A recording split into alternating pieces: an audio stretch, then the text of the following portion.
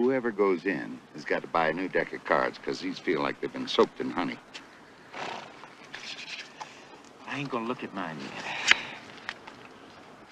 Now, don't you look at yours either. Okay, you want to trade? You don't trust me? Nope. Well, the feeling is mutual.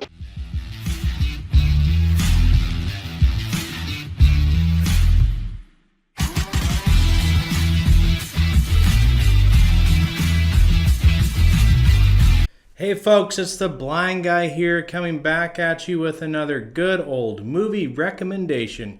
On this episode, we're taking a look at 1971's Wild Rovers. So this is actually a Western starring William Holden and Ryan O'Neal, directed by Blake Edwards, that I had never actually heard of before. I saw it was going to be on Turner Classic Movies, so I watched it, and I really enjoyed it. So then I watched it again with my grandpa, and he's in my world, my little Western movie expert, and he had never seen it either, and he also really enjoyed it. So hi, Granddad, love you. And so we had a lot of fun watching it together. The basic premise of the movie is that William Holden and Ryan O'Neal are two rovers, I guess is the term, where they're cowhands, and they start feeling like they're wasting their lives when one of their we call them co-workers, I guess, cowboy buddies, is killed by a horse. They start realizing that life's pretty fragile and that they're wasting their time. And so they decide to rob a bank and then see if they can get to Mexico before the posse that has been hired by their former employer, who had most of his money at the bank, catches them. And one of his sons is played by a very young Tom Skerritt, actually. And so that's the premise of the movie. I think what the biggest strength that this movie has going for it, well, I think two things.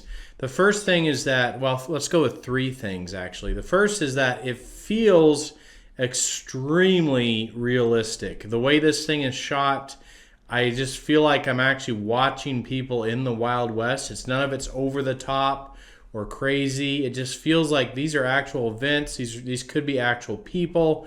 That this could have all taken place in the 1880s in the Wild West. And so it just has a very natural, realistic feel to it. The second thing is it does have some, what in my mind are some more sophisticated cinematography going on and shots that way.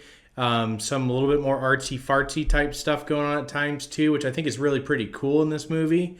And that's long before that became really popular too. So a little bit ahead of its time in that regard. And then number three is the dialogue and the acting are both very natural, very realistic and believable. So it's very strong in that regard as well. It's interesting because the movie was originally supposed to be a 3-hour epic Western. And you can see that in the fact that it has an overture, it has an intermission. And then I guess it was, without Blake Edwards' consent, was an edited 40 minutes were taken out of the movie by MGM Studios, and that really upset him. They actually switched the ending to a happy ending from the darker ending he really intended, and that actually made him go on to make the movie S.O.B, which stars also William Holden. That's a satire about Hollywood, and I think it really rubbed him the wrong way that they did that to him. And so that leads me to, there's some confusion here, because then that movie, the one that was edited, went to theaters and didn't do very well. And then I guess it has been since re-edited back to the way he wanted it with the original ending. And so it's hard to tell, to me it's hard to tell on the reviews which version they're reviewing, because it only scores a 6.5 on IMDb, and I think it deserves to be much higher, that 7.5 range. But at the same time, I don't know which movie they're reviewing. Is it the one that went to theaters, or is it the one that's been redone since then? And then secondly, I'm not actually 100% sure which movie I saw, because it was not 3 hours, it was about 2.5. But I don't think it had the quote-unquote happy ending. I think it had the darker ending. And so it's really hard to tell. So the movie I saw, I thought was about a 7.5. I thought it was very well done. But I don't know what everybody else is reviewing. So if you get a chance, I'm not even sure what you would watch if you watched it on like Amazon Prime. I think you'd probably see the same one I watched on Turner Classic Movies. So I don't know. Let me know if you've seen the other version, if you've seen the one with a happy ending. I just don't know which one exactly I watch, or if maybe there's a middle version that has the original darker ending but it's shorter. I don't know. Blake Edwards actually compared editing the movie to having a chair with only 3 legs. He said functionally it's a chair, but it actually does not stand up. And so I think that that's an interesting way of putting that. One of the other reasons the movie was thought to have not done well at the box office was the movie poster, is that it has Ryan O'Neal hugging William Holden on the back of, when they're both on the back of a horse. And I guess that kind of gave people comedy vibes, or even vibes from another Western that was going to come out years later. I wish I knew how to quit you. Then why don't you? So that's unfortunate, because I think, although it was probably not the best movie poster to put out, I think it does capture the sentiment of the movie, because the real driving force in this movie is you have William Holden, who is a seasoned rover, and you have Ryan O'Neal's character, who's very young and spirited, and their interaction and their brotherly love that they develop through the course of the movie is what's really driving the movie. And so I understand why they put that on the movie poster, but I also understand why it kind of confused audiences a little bit. So I do really like this. Is actually one of my favorite Westerns, because I feel like it avoids some of the cheesiness a lot of Westerns had at that time period, especially in the 1960s. This is 71.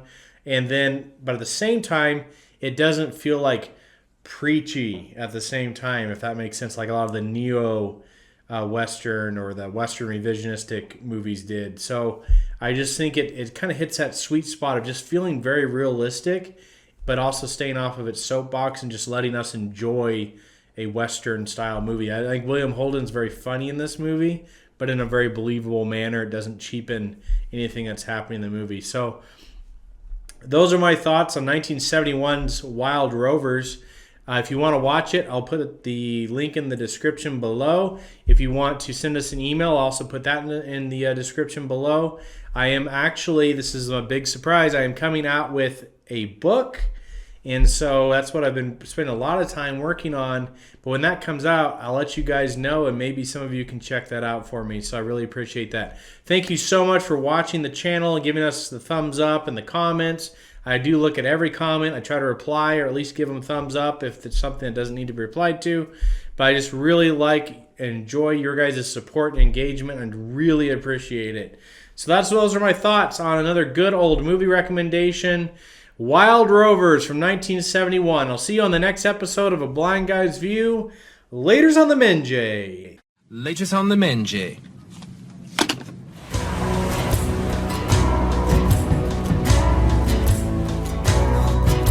Ships some bigger on the waves are skimming, barren summits to the verdant plains.